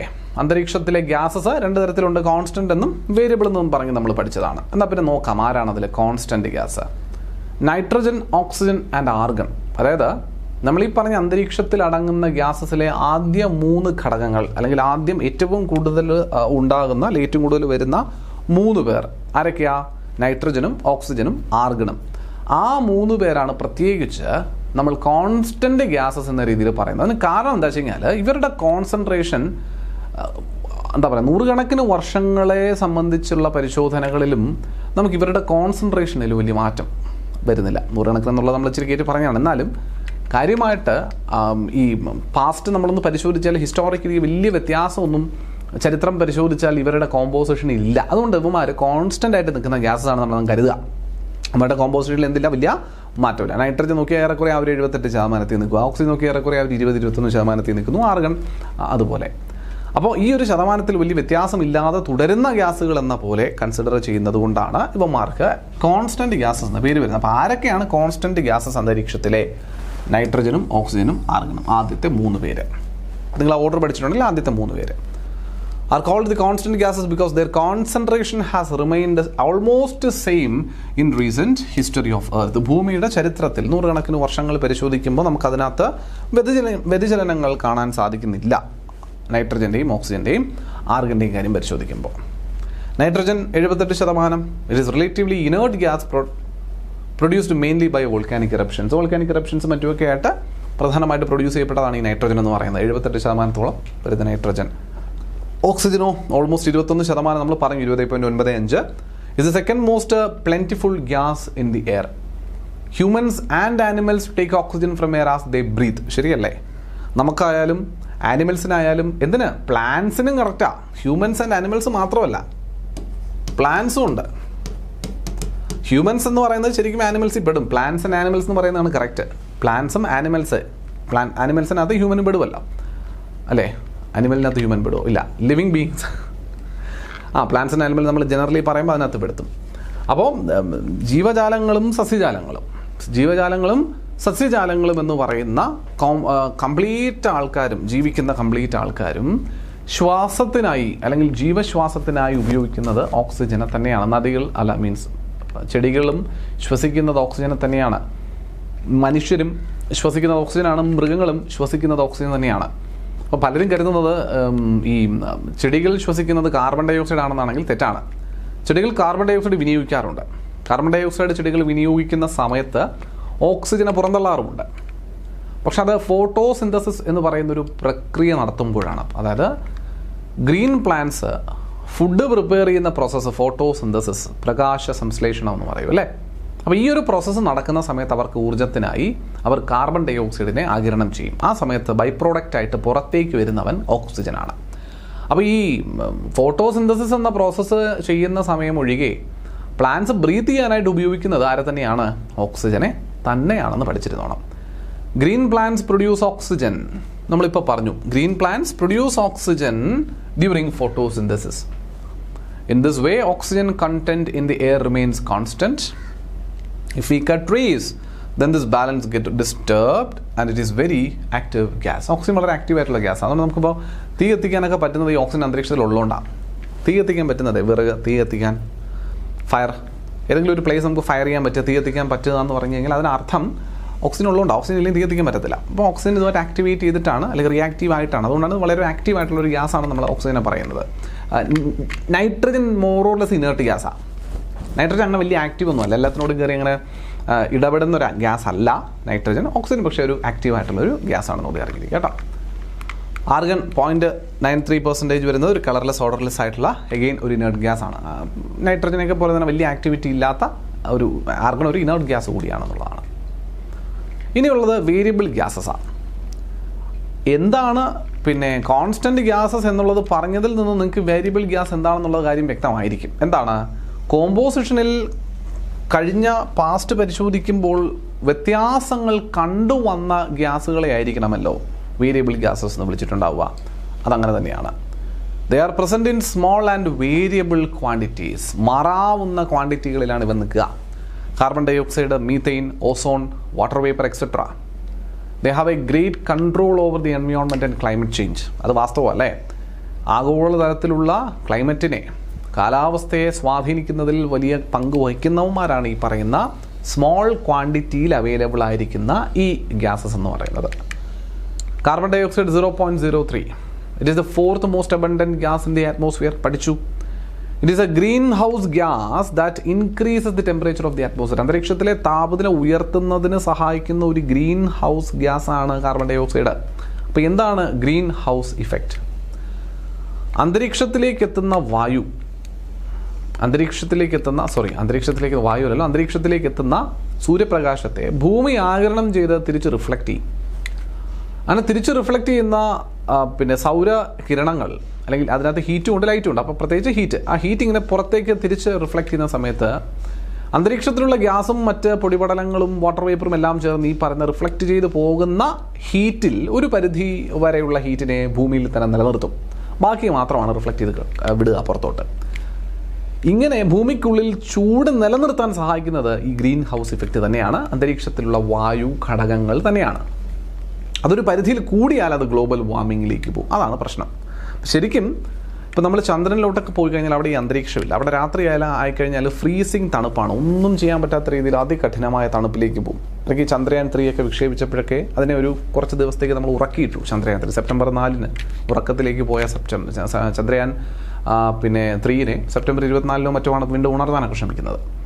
അത് ഈ പറയുന്ന ലൂണാർ നൈറ്റ്, ആ യന്ത്രങ്ങൾക്ക് പോലും ആ തണുപ്പ് താങ്ങാനാവുന്നതിലും അപ്പുറം ആയിരിക്കുമെന്ന് കരുതിയിട്ടാണ് അങ്ങനെ ചെയ്യുന്നത്. സൂര്യപ്രകാശം ഇല്ലാത്തപ്പോൾ അവിടെ കൊടും തണുപ്പ് അനുഭവപ്പെടും. ഇത് ഭൂമിയിലും അനുഭവപ്പെട്ടേനെ. പക്ഷെ നമുക്ക് സൂര്യൻ വൈകിട്ട് അസ്തമിച്ചു കഴിഞ്ഞാൽ രാത്രിയാകുമ്പോൾ ഒരു പരിധിയിൽ കൂടുതൽ തണുപ്പൊന്നുമില്ല, ശരിയല്ലേ? സ്റ്റിൽ നമുക്ക് ആ ഒരു ചൂട് കിട്ടും. അതിന് കാരണം സൂര്യൻ ഇവിടെ നിന്ന് സൂര്യൻ മറഞ്ഞു പോയാൽ പോലും സൂര്യൻ നേരത്തെ തന്നിരുന്ന ഹീറ്റിനെ നമ്മുടെ അന്തരീക്ഷത്തിലെ വായു, ഡസ്റ്റ്, ഈ വാട്ടർ വേപ്പർ പോലുള്ള പദാർത്ഥങ്ങളൊക്കെ കൂടി ചേർന്ന് ഈ സൂര്യനിൽ നിന്ന് രാവിലെ വന്നിരുന്ന ചൂടിനെ അന്തരീക്ഷത്തിൽ നിലനിർത്തി തരുന്നു എന്നുള്ളതാണ്. അങ്ങനെ നിലനിർത്തി തരുന്നതുകൊണ്ട് ആ ഭൂമി വാമായിട്ട് തന്നെ നിൽക്കാൻ കാരണം. ഇല്ലായിരുന്നുവെങ്കിൽ ഭൂമിയിൽ സൂര്യപ്രകാശം കിട്ടാതിരിക്കുന്ന ഒരു സാഹചര്യം വന്നു കഴിഞ്ഞാൽ എക്സ്ട്രീംലി ലോ ടെമ്പറേച്ചറിലേക്ക് പോയേനെ ഭൂമി. മനുഷ്യർക്കും മറ്റ് ജീവജാലങ്ങൾക്കും ജീവിക്കാൻ ബുദ്ധിമുട്ടായി മാറിയേനെ ഭൂമി. അങ്ങനെ ബുദ്ധിമുട്ടാതെ ഭൂമിയെ ചൂടാക്കി നിർത്തി നമ്മുടെ ജീവജാലങ്ങളുടെ ജീവനെ സന്തുലിതാവസ്ഥയിൽ കൊണ്ടുപോകുന്നതിന് സഹായിക്കുന്നത് അന്തരീക്ഷത്തിലെ ഈ ഘടകങ്ങൾ തന്നെയാണ്, അന്തരീക്ഷം തന്നെയാണെന്നുള്ളത് മനസ്സിലാക്കണം. പിടിയിട്ടുന്നുണ്ടോ? അതാണ് ഇത്. കാർബൺ ഡൈ ഓക്സൈഡ് ഉൾപ്പെടെയുള്ള വാതകങ്ങൾ അതിൽ പാർട്ടിസിപ്പേറ്റ് ആവുന്നതുകൊണ്ട് ഇതൊരു ഗ്രീൻ ഹൗസ് ഗ്യാസ് കൂടിയാണ്. ഗ്രീൻ ഹൗസ് എഫക്റ്റ് കൂടുതലായാൽ അത് അപകടമാണ്, ചൂട് കൂടുതലായി പോവും. അത് പല പ്രശ്നങ്ങൾക്കും കാരണമാകും എന്നൊക്കെ നിങ്ങൾക്ക് അറിയാം. അതൊക്കെ നമ്മൾ ഡീറ്റെയിൽ ആയിട്ട് പിന്നീട് നോക്കാം. എനിഹൗ മനസ്സിലാക്കിയിരിക്കുക. പിടിയിട്ടുന്നുണ്ടോ? അപ്പോൾ ഗ്രീൻ ഹൗസ് ഇഫക്റ്റ് എന്ന് പറയുന്നത് ഇതാണെന്നുകൂടിയാണ്. Green plants use carbon dioxide to make their food and release oxygen. Humans or animals release carbon dioxide while breathing. അല്ലേ, നമ്മളും ചെയ്യാറുണ്ട്. ഹ്യൂമൻസ് ആയാലും ആനിമൽസ് ആയാലും നമ്മൾ കാർബൺ ഡൈ ഓക്സൈഡിനെ പുറത്തേക്ക് അന്തരീക്ഷത്തിലേക്ക് വിടാറുണ്ട്. ഇപ്പോൾ ഈ നമ്മൾ ഓക്സിജൻ ഉള്ളിലേക്ക് എടുത്ത് കാർബൺ ഡൈ ഓക്സൈഡിനെ പുറത്ത് വിടുകയാണ് ചെയ്യുന്നത്. അപ്പോൾ നമ്മുടെ ബോഡിയിലും കാർബൺ ഡൈ ഓക്സൈഡ് ഉണ്ട് എന്നുള്ളതാണ്. The amount of carbon dioxide released by humans or animals seems to be equal to the amount used by the plants, which make a perfect balance. ഇതാണ് carbon dye ഓക്സൈഡിൻ്റെ balance നിലനിർത്തുന്നത്. അതായത് നമ്മൾ ഉപയോഗിക്കുന്ന carbon dye oxide നമ്മൾ ഈ വിനിയോഗിച്ച് പുറത്തേക്ക് വിടുന്ന carbon dye ഓക്സൈഡിനെ നദികളല്ലല്ലോ, plants, ഈ ഗ്രീൻ പ്ലാന്റ്സ് വിനിയോഗിക്കുന്നു എന്നുള്ളതാണ് കൃത്യമായിട്ടുള്ളൊരു ബാലൻസ് മെയിൻറ്റെയിൻ ചെയ്ത് നിർത്തുന്നത്. അപ്പോൾ ഈ ബാലൻസും, അപ്പോൾ ഫോർ എക്സാമ്പിൾ നമ്മൾ കൂടുതൽ കാർബൺ പ്രൊഡ്യൂസ് ചെയ്താലോ അല്ലെങ്കിൽ മരങ്ങളുടെ എമൗണ്ട് കുറഞ്ഞാലോ, ഗ്രീൻ പ്ലാന്റ്സിൻ്റെ എമൗണ്ട് കുറഞ്ഞാലോ ഈ ബാലൻസിന് വ്യത്യാസം ഉണ്ടാകും. അങ്ങനെ വ്യത്യാസം ഉണ്ടാകുന്നത് കൊണ്ടാണ് ഇതിനെ വേരിയബിൾ ഗ്യാസ് എന്ന് വിളിക്കുന്നത്. However, the balance is upset by burning of fuels such as coal and oil. എണ്ണയും കൽക്കരിയും പോലുള്ള ഫോസിൽ ഇന്ധനങ്ങളെ കത്തിക്കുന്നത് വഴി ഈ ബാലൻസിന് വ്യത്യാസം ഉണ്ടാകുന്നു. They add billions of tons of carbon dioxide into the atmosphere each and every year. As a result, the increased volume of carbon dioxide is affecting the Earth's weather and climate. ശരിയല്ലേ? ചെടികൾക്ക് വിനിയോഗിക്കാവുന്നതിലും അപ്പുറം കാർബണെ ബഹിർഗമനം ചെയ്താൽ balance തെറ്റി, സന്തുലിതാവസ്ഥ തെറ്റിയില്ലേ? അതാണ് നടന്നുകൊണ്ടിരിക്കുന്നത് എന്നുള്ളതാണ്. മൂന്നാമത്തെ മീഥെയിൻ. 0.0002% മാത്രമുള്ളതാണ് മീഥെയിൻ. മീഥെയിനും ഒരു ഗ്രീൻ ഹൗസ് ഗ്യാസ് തന്നെയാണ്. ഇത്തരത്തിൽ അന്തരീക്ഷത്തെ ചൂടുപിടിപ്പിക്കാൻ സഹായിക്കുന്ന ഒരു വാതകം തന്നെയാണ് മീഥെയിനും, which is increasing in the atmosphere due to human activities such as landfills, rice cultivation, natural gas system, livestock production. Methane ശരിക്കും ഒരു നാച്ചുറൽ ഔട്ട്പുട്ടാണ് കേട്ടോ. നമ്മളിപ്പോൾ എന്തെങ്കിലും കത്തിച്ചിട്ടുണ്ടാവുന്നു എന്ന് പറഞ്ഞാൽ അതെ, ഇപ്പോൾ ചില വസ്തുക്കൾ കത്തിക്കുമ്പോൾ തീർച്ചയായിട്ടും മീഥെയിൻ ഡെവലപ്പ് ചെയ്യാം. ലാൻഡ് ഫില്ലുകൾ മീഥെയിൻ ഡെവലപ്പ് ചെയ്യുന്നു. റൈസ് കൾട്ടിവേഷനുമായി ബന്ധപ്പെട്ടുള്ള ഇതുണ്ടല്ലോ, എന്താണ് വളപ്രയോഗം, കീടനാശിനി പ്രയോഗം, അതിൽ നിന്ന് മീഥെയിൻ ബഹിർഗമിക്കുന്നു. നാച്ചുറൽ ഗ്യാസ് സിസ്റ്റംസ് ഉണ്ടല്ലോ, നമ്മുടെ ബയോഗ്യാസ് പ്ലാന്റുകൾ പോലുള്ള സംവിധാനത്തിൽ നിന്ന് മീഥെയിൻ പുറത്തു പോകുന്നു. ലൈഫ് സ്റ്റോക്ക്, പശു, കന്നുകാലി പോലുള്ളവ വളർത്തുന്നത് മുഖാന്തരം അവരുടെ വിസർജ്യങ്ങളിൽ നിന്നൊക്കെ മീഥെയിനിൻ്റെ ബഹിർഗമനം ഉണ്ടാകുന്നു എന്നും പറയാൻ പറ്റും. അപ്പോൾ അത് പക്ഷേ ഒരു പരിധിവരെയാണ്, വലിയ കുഴപ്പമില്ലാതെ നമുക്ക് കൊണ്ടുപോകാൻ പറ്റും. It is 20 times more potent than carbon dioxide. Carbon dioxide അന്തരീക്ഷത്തിൽ ഉണ്ടാക്കാൻ സാധ്യതയുള്ള പ്രശ്നങ്ങളെക്കാൾ 20 മടങ്ങ് കൂടുതൽ സ്ട്രോങ് ആണ് മീഥെയിൻ എന്ന് പറയുന്നത്. പിടിയിട്ടുന്നുണ്ടോ? ഒരു ഗ്രീൻ ഹൗസ് ഗ്യാസ് എന്ന നിലയിൽ കാർബൺ ഡൈ ഓക്സൈഡ് ചൂടാക്കുന്നതിനേക്കാൾ 20 മടങ്ങ് കൂടുതൽ ചൂട് മീഥെയിൻ ഉണ്ടാക്കും എന്നുള്ളതാണ് വാസ്തവം. അത്രയും കൂടുതൽ സ്ട്രെങ്ത് ഉള്ളയാളാണ് മീഥെയിൻ. ഓക്കെ, ഓർത്തിരുന്നോണോ അത്? ഓസോൺ. നമ്മൾ പറഞ്ഞത് ഓസോൺ എത്ര ശതമാനമുണ്ടെന്ന്, വളരെ ചെറുതാണ്. എന്നാലും it serves as A filter and can be found between 10 and 50 kilometers above the surface of Earth, which absorbs the harmful ultraviolet radiations from the sun and stops them from reaching the Earth's surface. ഓസോണിനെ പറ്റിയിട്ട് 2 പരാമർശങ്ങൾ നടത്താൻ ഇങ്ങനെ ആഗ്രഹിക്കുന്നുണ്ട്. Ozone നമ്മൾ പൊതുവെ കേട്ടിരിക്കുന്നതും കണ്ടിരിക്കുന്നതും എല്ലാം ഈ ഒരു പുണ്യപ്രവർത്തി ചെയ്യുന്നതുമായി ബന്ധപ്പെട്ട, അതായത് ഭൂമിയെ സൂര്യനിൽ നിന്ന് വരുന്ന അതികഠിനമായിട്ടുള്ള അൾട്രാവയലറ്റ് തരംഗങ്ങളിൽ നിന്നും സംരക്ഷിക്കുന്നതിനായി ഒരു 50 കിലോമീറ്റർ മുകളിൽ വരുന്നൊരു പ്രദേശത്ത്, ഒരു 10 മുതൽ 50 കിലോമീറ്റർ ഭൂമിയുടെ ഉപരിതലത്തിൽ നിന്ന് ഒരു 10 മുതൽ 50 കിലോമീറ്റർ മുകളിലായി സ്ഥിതി ചെയ്യുന്ന ഒരു അന്തരീക്ഷ പാളിയാണ് ഓസോൺ. അതുകൊണ്ട് അതിനെ ഓസോൺ പാളി എന്ന് വിളിക്കുന്നു. ഓസോൺ പാളി പോലെ ഫോം ചെയ്യുന്ന സ്ഥലത്തെ മാത്രമേ നമ്മൾ ഓസോൺ പാളി എന്ന് വിളിക്കുന്നുള്ളൂ. അതല്ലാതെയും അന്തരീക്ഷത്തിൽ ഓസോൺ മോളിക്യൂൾസ് ഉണ്ട്. ഓസോൺ എന്ന് പറയുന്നത് കേവലം O3 ആണ്, അല്ലേ? 3 ഓക്സിജൻ മോളിക്യൂൾസ് കമ്പൈൻ ചെയ്ത് നിന്നാൽ അതിന് എനിക്ക് ഓസോൺ മോളിക്യൂൾ എന്ന് പറയാം. അത്രേ ഉള്ളൂ. അതൊരു മോളിക്യൂളാണ് ഓസോൺ. വാട്ടർ വേപ്പറൊക്കെ പോലെ തന്നെയാണ് ഓസോൺ എന്ന് പറയുന്നത്, ഒരു മോളിക്യൂളാണ്. അപ്പോൾ ഇവൻ ഒരു ഷീൽഡ് പോലെ കമ്പൈൻ ചെയ്ത് ഒരു ലെയർ പോലെ ഒരിടത്ത് പ്രത്യക്ഷപ്പെട്ട് കഴിഞ്ഞാൽ അതിനെ നമ്മൾ ഓസോൺ ലെയർ എന്ന് വിളിച്ചുവെങ്കിലും അതല്ലാതെയും ഓസോൺ ഉണ്ട്. അതായത് അന്തരീക്ഷ പാളികളിൽ ഒരു പർട്ടിക്കുലർ പാളിയിലാണ് ഇവൻ ഈ ലെയർ ഫോം ചെയ്യുന്നത്, സ്ട്രാറ്റോസ്ഫിയർ എന്ന് പറയുന്ന പാളി. അതാണ് എല്ലാവർക്കും അറിയുന്ന ഉത്തരം. എന്നാൽ ഓസോൺ സ്ട്രാറ്റോസ്ഫിയറിൽ മാത്രമല്ല. പിന്നെയോ ട്രോപ്പോസ്ഫിയർ എന്ന് പറയുന്ന ഒരു അന്തരീക്ഷ പാളി, നമ്മളൊക്കെ ജീവിക്കുന്ന ഏറ്റവും താഴെ കാണുന്ന ഏറ്റവും ആദ്യത്തെ അന്തരീക്ഷ പാളിയായ ട്രോപ്പോസ്ഫിയറിലും ഓസോൺ ഉണ്ട്. അവിടെ ഓസോൺ ഒരു പൊല്യൂട്ടിംഗ് ഗ്യാസ് ആണ്. അല്ലെങ്കിൽ പോയിസണസ് ഗ്യാസ് ആണെന്ന് കൂടി അറിഞ്ഞിരിക്കുക. അങ്ങനെ ഒരു വസ്തുതയും കൂടി ഓസോണിനുണ്ട് എന്നിട്ട് മനസ്സിലാക്കുക കേട്ടോ. Yes. Refrigerators, air conditioners and different types of spray, fire extinguishers, paint, etc. are the sources of gases such as chlorofluorocarbons and halon, etc. ഇതിനെ CFC എന്നൊക്കെ നമ്മൾ പൊതുവേ പറയാറുണ്ട്. അപ്പോൾ ഈ CFCs, ക്ലോറോഫ്ലൂറോകാർബൺസ്, ക്ലോറിൻ്റെയും ഫ്ലൂറിൻ്റെയും കാർബണിൻ്റെയും സംയുക്തങ്ങൾ ഓസോൺ പാളിയിൽ വിള്ളലേൽപ്പിക്കുന്നു എന്ന് പറഞ്ഞ് നമ്മൾ പഠിച്ചിട്ടുണ്ട്. ഓസോണിന് അത്ര നല്ലതല്ല.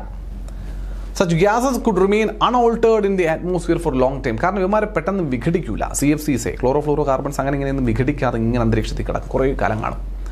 These gases rising to the upper atmosphere react with ultraviolet rays from the sun to form chlorine and bromine, and it is estimated that each chlorine atom is capable of decay about 1 lakh of ozone molecules. അതായത് ഈ CFC, ക്ലോറോഫ്ലൂറോകാർബണുകൾ ഒരുപാട് നേരം അന്തരീക്ഷത്തിൽ വിഘടിക്കാതെ നിൽക്കുന്നതുകൊണ്ട് ഇവൻ ഉയർന്ന് അങ്ങ് സ്ട്രാറ്റോസ്ഫിയറിലേക്ക് പോലും എത്താം. അങ്ങനെ സ്ട്രാറ്റോസ്ഫിയറിലേക്ക് എത്തിയാൽ സൂര്യനിൽ നിന്നും വരുന്ന അൾട്രാവയലറ്റ് തരംഗങ്ങളുമായിട്ട് ഇവന് സ്പർശനം ഉണ്ടായാൽ, അല്ലെങ്കിൽ അതിന് അൾട്രാവയലറ്റ് കിരണങ്ങളെ ഇവൻ റിയാക്ട് ചെയ്താൽ, ആ കിരണങ്ങളുമായി ഇവൻ റിയാക്ട് ചെയ്താൽ ആ അൾട്രാവയലറ്റ് കിരണങ്ങൾ ഇവന് വിഘടിക്കും. ബ്രോമിനും ക്ലോറിനുമായിട്ട് ഇവന് വിഘടിക്കും. അങ്ങനെ വിഘടിച്ചാൽ ക്ലോറിൻ എന്ന ഒരു ആറ്റം അവിടെ ക്രിയേറ്റ് ചെയ്യപ്പെട്ടാൽ 1,00,000 ഓസോൺ മോളിക്യൂളുകളെ തകർക്കാൻ ഒരു ക്ലോറിൻ ആറ്റം മതി. 1,00,000 ഓസോൺ മോളിക്യൂളുകളെ തകർക്കാൻ ഒരു ക്ലോറിൻ ആറ്റം മതി. ബ്രോമിനാകട്ടെ ക്ലോറിനേക്കാൾ 40 മടങ്ങ് കൂടുതൽ ഡിസ്ട്രക്റ്റീവുമാണ്. അപ്പോൾ ആലോചിച്ച് നോക്കിയാൽ മതി, 40 ലക്ഷം ഓസോൺ മോളിക്യൂളുകളെ തകർക്കാൻ ഒരു ബ്രോമിൻ ആറ്റം മതി. 40 ലക്ഷം.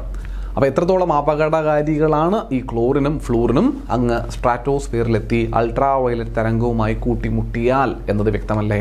അത് നമ്മുടെ അന്തരീക്ഷ പാളിയിലെ ഉയർന്ന തോതിൽ സ്ഥിതി ചെയ്യുന്ന ഈ ഓസോൺ എന്ന അൾട്രാവയലറ്റ് കിരണങ്ങളിൽ നിന്നും ഭൂമിയെ സംരക്ഷിക്കുന്ന അന്തരീക്ഷ പാളിയിൽ വിള്ളലേൽപ്പിക്കുവാൻ ഇതിനപ്പുറം മറ്റൊരു ഘടകം വേണ്ട. പിന്നെയുള്ളത് വാട്ടർ വേപ്പറാണ്. The most variable gas of the atmosphere. അറ്റ്മോസ്ഫിയറിൽ കാണുന്നതിൽ ഏറ്റവും കൂടുതൽ വേരിയേഷൻസ് കാണിക്കുന്ന ഗ്യാസ് വാട്ടർ വേപ്പറാണ്. കാരണം ഇഷ്ടംപോലെ ഇപ്പം നല്ലപോലെ ഇവോപ്പറേഷൻ നടക്കുക, നല്ല ചൂടുള്ള സമയം, നല്ലൊരു വാട്ടർ സോഴ്സ് ഉള്ളൊരു സ്ഥലം, നല്ലപോലെ ഇവോപ്പറേഷൻ നടന്നാൽ അന്തരീക്ഷത്തിൽ വാട്ടർ വേപ്പറിൻ്റെ അളവ് കൂടും. എന്നാൽ നല്ല ഡ്രൈ ആയിട്ടുള്ള ഒരു സമയത്താണെങ്കിലോ, വിൻ്റർ സീസൺസ് ഒക്കെ വരുന്ന സമയത്ത് നേരെ കുറയും. അപ്പോൾ വാട്ടർ വേപ്പറിൻ്റെ കണ്ടന്റ് എന്ന് പറയുന്ന അന്തരീക്ഷത്തിൽ വൻതോതിൽ മാറ്റങ്ങൾക്ക് വിധേയമായി നിൽക്കുന്നതാണ്. ഒരുപാട് കൂടും ഒരുപാട് കുറയുകയും ചെയ്യുന്ന രീതിയിൽ മാറ്റങ്ങൾക്ക് വിധേയമായി നിൽക്കുന്നു. അതായത് it can range from 0.02% in polar regions to 5% in humid tropical regions.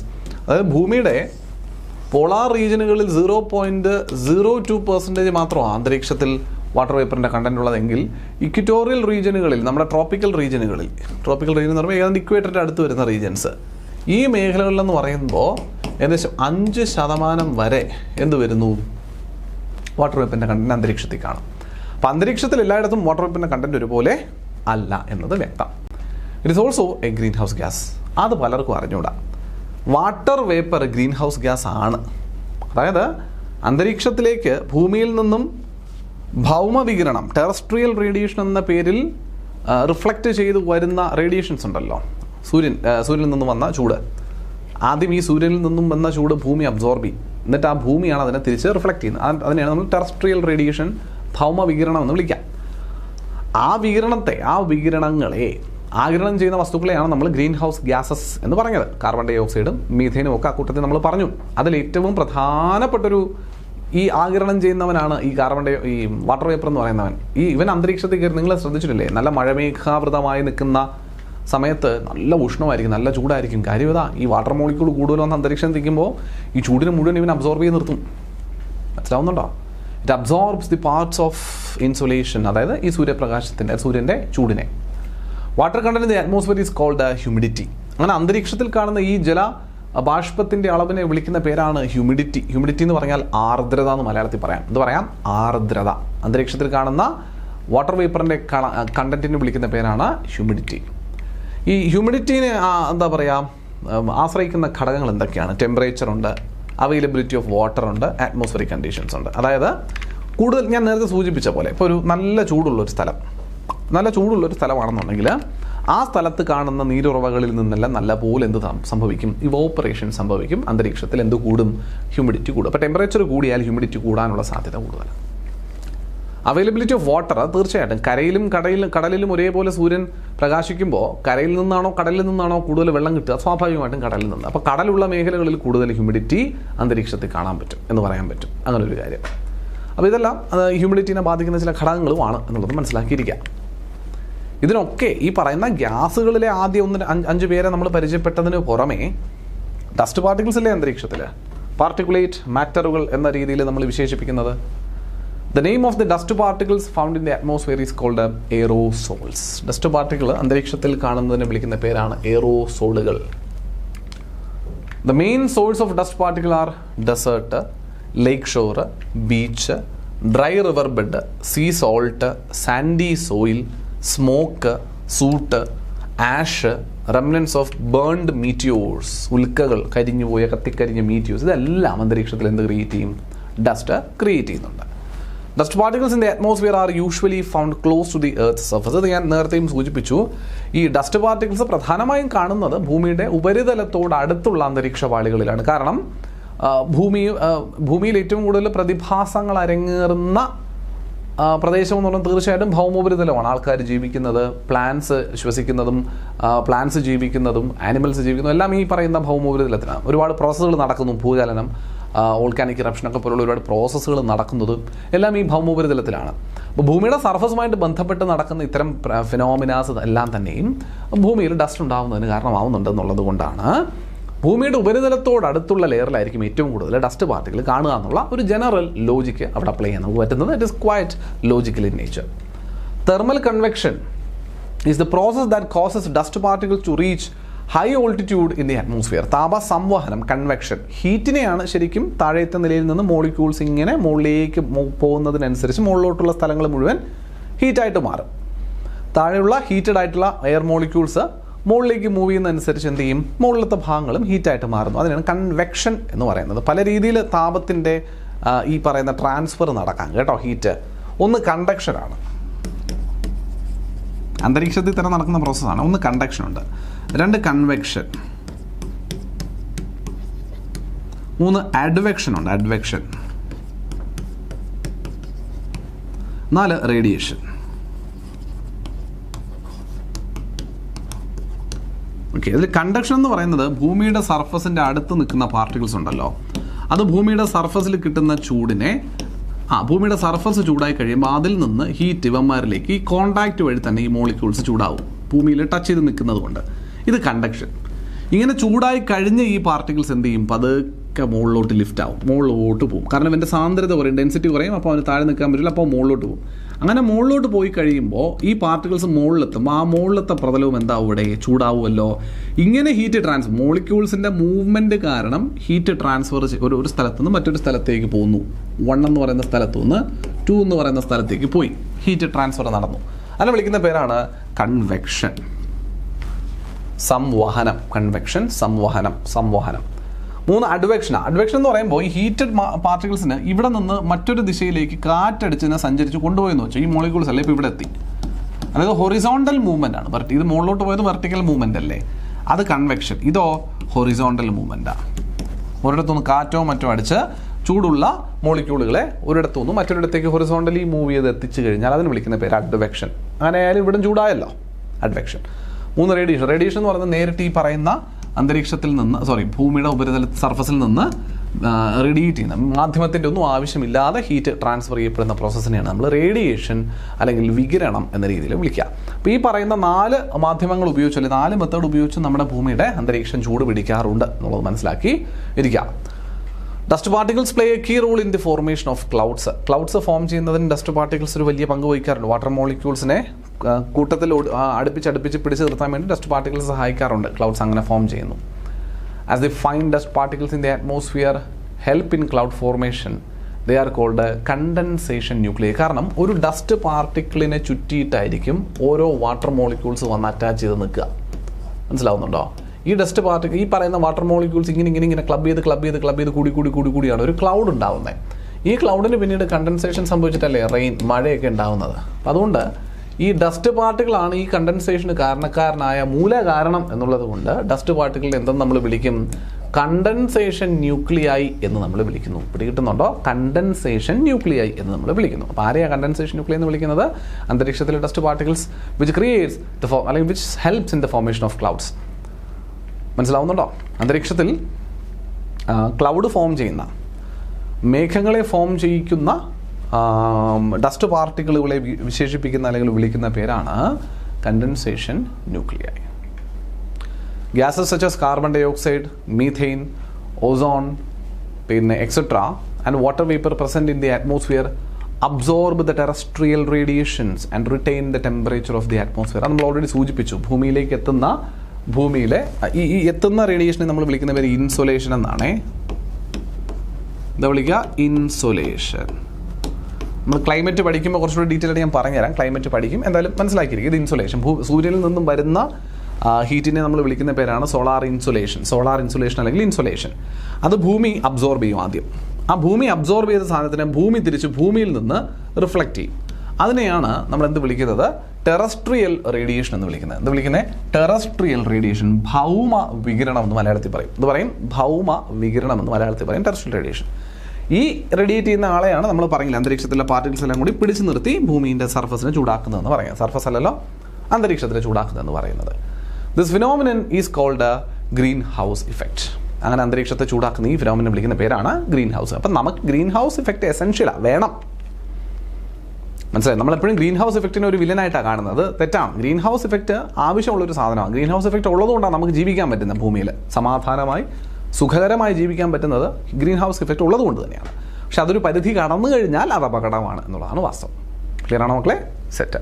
അപ്പോൾ ഇതിന് കാരണക്കാരാണ് ഈ ഭൂമിയുടെ അന്തരീക്ഷം ചൂടുപിടിപ്പിക്കാൻ കാരണക്കാരനാകുന്ന അന്തരീക്ഷത്തിലെ ഘടകങ്ങളൊക്കെ എനിക്ക് എന്തായിട്ട് പറയാം? ഗ്രീൻ ഹൗസ് ഗ്യാസസ് എന്ന് പറയാമെന്ന് മാത്രം. ക്ലിയർ അല്ലേ? Set. The greenhouse gases enter the atmosphere through natural means such as volcanic eruptions, decay of biological matters, as well as through human activities such as deforestation, burning of fossil fuels, etc. അല്ലേ? പ്രകൃതിദത്തമായി നൈസർഗികമായിട്ടും അന്തരീക്ഷത്തിൽ ഈ green house ഗ്യാസുകൾ ഉണ്ടാവും. അപ്പോൾ അഗ്നിപർവ്വത സ്ഫോടനങ്ങൾ, ഭൂചലനങ്ങൾ, പിന്നെ നാച്ചുറലായിട്ട് പിന്നെ ചത്ത് ചീഞ്ഞു പോകുന്ന വസ്തുക്കളിൽ നിന്ന് ഇത്തരം ഗ്യാസുകൾ, മീത്തേനൊക്കെ പുറത്തു വരുന്നു. നാച്ചുറൽ വേസ്റ്റുകളിൽ നിന്ന് ഇത്തരത്തിലുള്ള ഗ്യാസ് പുറത്തു വരുന്നു. ഇതൊക്കെ നാച്ചുറലി ഉണ്ടാവുന്നത്. അതല്ലാണ്ട് മനുഷ്യനിർമ്മിതമായി ഹ്യൂമൻ ആക്ടിവിറ്റീസിൻ്റെ ഫലമായിട്ടും എന്തുണ്ടാവാം? ഇപ്പോൾ ഫോർ എക്സാമ്പിൾ ഡീഫോറസ്റ്റേഷൻ നടക്കുന്നത് വഴിയുള്ള ഡസ്റ്റ് പാർട്ടിക്കിൾസ്, ഓക്സിജൻ്റെ പ്രൊഡക്ഷനിലെ കുറവ്, ഫോസിൽ ഫ്യൂൾസ് കത്തിക്കുന്നതുമായി ബന്ധപ്പെട്ടുള്ള കാർബൺ ഡൈ ഓക്സൈഡിൻ്റെ അമിതമായ ഉൽപ്പാദനം, ഇങ്ങനെയുള്ള കാര്യങ്ങളെല്ലാം തന്നെയും ഗ്രീൻ ഹൗസ് ഗ്യാസസിൻ്റെ പ്രൊഡക്ഷന് കാരണമാകുന്നു അല്ലെങ്കിൽ പാത്രമാകുന്നു എന്ന് പറയാം.